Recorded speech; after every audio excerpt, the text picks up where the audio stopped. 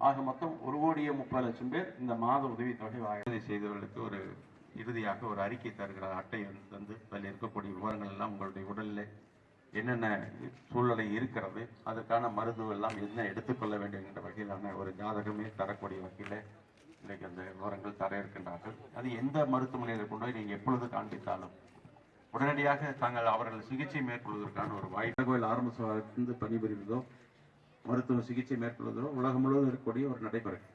அந்த மருத்துவர்களையும் அவங்க செவிலியர்களெல்லாம் மருத்துவ பணியாளர்கள் எல்லாம் அனுப்பி இது போன்ற பகுதியில் வந்து முகாமிட்டு அங்கே வரக்கூடியவர்களை பரிசோதனை செய்து அங்கே அவர்களுக்கான சிகிச்சை உங்களுக்கு ஒரு ஆட்சி மாற்றம் ஏற்படுவது போது அந்த திட்டமெல்லாம் கொஞ்சம் கிட்டப்பட்டு போய்விடும்.